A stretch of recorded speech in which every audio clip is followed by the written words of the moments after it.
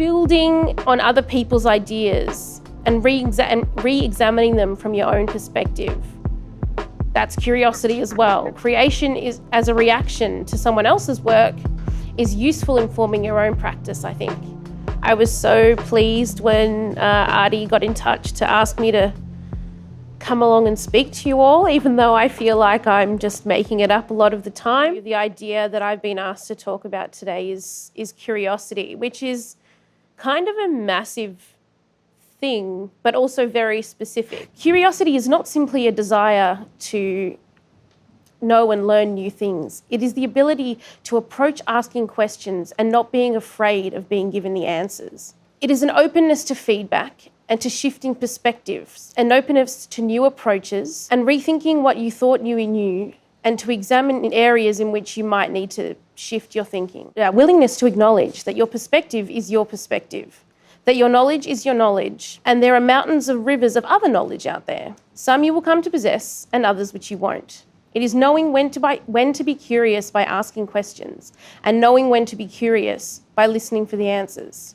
So the 4 areas that I sort of chose to focus on are curiosity about yourself, curiosity about others, curiosity about community, and curiosity about art. So the first one is curiosity about yourself. So being open to finding out about yourself. And what does that even mean? You are yourself.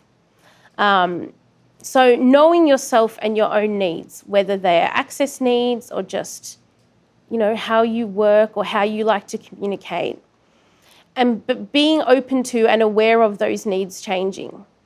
So some questions I like to consider are, what do you need to do your best work? Why do you do what you do? What draws you to your particular practice? And why are these things important to you? Stop and check in every so often to reflect on whether the answers to these questions have changed or developed. And it could be due to your needs changing or you gathering or coming to possess new information or a shift in perspectives or being exposed to a new way of thinking about something. Know that, you're not static. Nothing is static. You're always changing. And I think we move so quickly through things and we are always busy and getting on with stuff and doing what we do that sometimes we don't even notice these things shifting or changing. So it's good to take some time to really reflect on that in whatever way works for you. Allow yourself the opportunity to be curious about things by getting comfortable about speaking up for what you need, whether it's, I use the term access requirements, and that could be access requirements due to a disability or chronic illness. It could be access requirements about you might have family obligations or work obligations, and those are all, we all have access needs and we all have things that we need to be allowed to do our best work. And I think it's important for me to sort of, I'd like to see personally a shift in perspective about what access needs means and just acknowledging that all humans have access needs. But, disabled people have possibly more specific and less common access needs, but we all have access needs. So allowing yourself to be curious by knowing what you need to do your best work. When I was, going through school and uni and stuff, other blind people would tell me, oh, you should be faster at Braille, you should be better because when you're speaking to people, it's going to be super awkward if you've got a device in front of you. But I didn't start learning Braille until I was 14 or 15. And so I can read it, but I don't feel comfortable speaking to it and reading aloud from it, even now. And I had to find my own way of doing things. And I thought, you can tell me what to do, but I'm going to, listen and speak, which I'm doing now. And maybe it is super awkward and you're sitting there going, what's she doing? But I don't think so. Who knows? You can be an expert on one thing and you can gather knowledge about other things. And it's important to be curious about all those things. But lived experience doesn't mean lived experience of everything. And it's important to acknowledge that and be curious and learn about other things and share that knowledge with others when you acquire it. But always know that you might need to bring in someone else to talk about something or educate you on something, and that's okay. Being aware of intersectionality and how that affects people's different experiences and their knowledge And you can't have that knowledge and that lived experience unless it's your own. It's important to learn about other disabilities. It's important to learn about you and your relationship to other people and how that might be different. So, for example, an example from my own life. I'm an expert. I say to people, I'm an expert on my disability. And when I say my disability, I don't mean blindness. I mean my blindness. I'm an expert in growing up with low vision, which I did, and then having sudden vision loss. I'm an expert in the way I get around in the world and the way I communicate. Another really important thing to me about being curious is seeking out community. And that might be seeking out community in person, like you're all doing clearly by coming along to these workshops. Another big one is, made a huge impact on my life, was seeking out the disability community online. Acknowledging that you're not a monolith, neither is disability in general.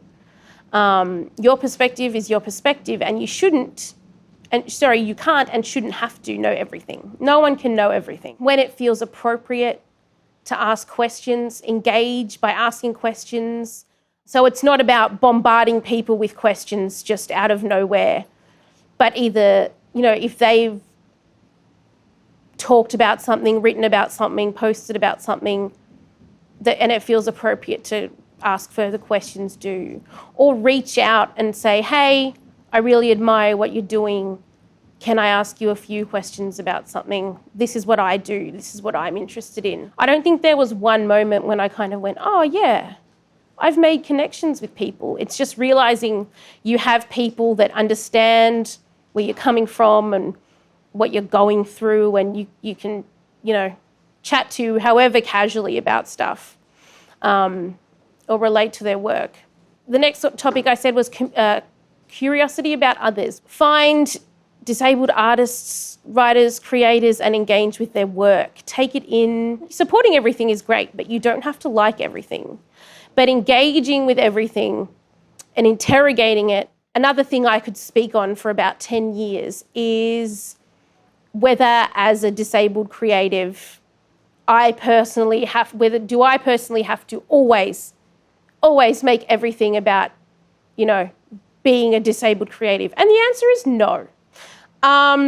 But just in terms of, in my writing and especially in my theatre practice, everything I do is about me being blind by virtue of me being blind and being on stage.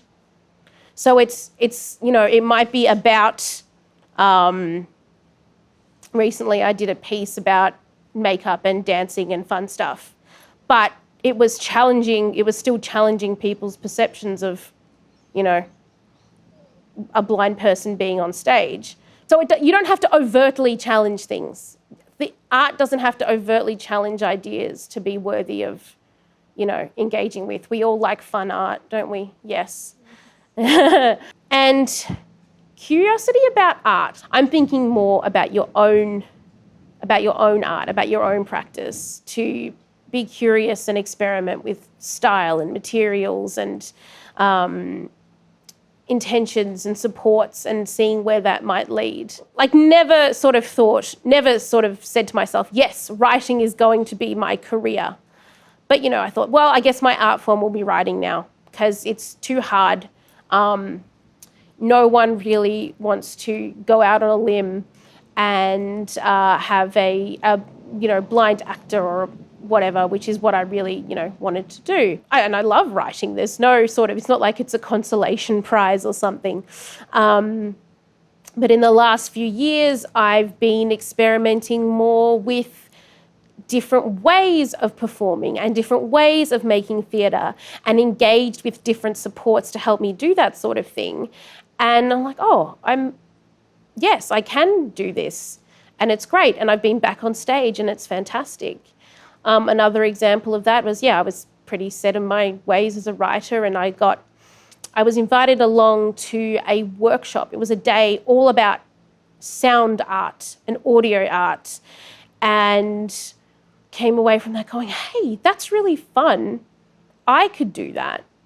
And I And I did. And I downloaded some like recording and editing software and stuff and started to muck around with it and see what I could come up with. And I think this is also where the idea of play and experimentation comes in, because it's just like, just see what happens when you do something. And I spent, I mean, to be fair, it was lockdown, but I spent a lot of lockdown just making weird sound art. Because I'd been exposed to this idea at this workshop that I went to. I've made a few pieces of sound art now. I think one of them was part of the Museum of Us, and I was asked to contribute something to that. And I think when I was asked to contribute, they assumed I'd be contributing a written piece, and then I submitted this like weird sound work that had recordings of me like brushing my teeth and making coffee and my screen reader, saying stuff over the top. And that was really, really fun. And it doesn't mean I've abandoned my writing or my theatre or anything, but it was just a moment of curiosity for me going, oh, this is interesting. But if there is a thing that you might think you might be kind of interested in, seek it out, just sit in it for a while as an art form, listen to it, look at it, feel it, and then who knows what might come out of that for you. So thanks for listening to my ramble.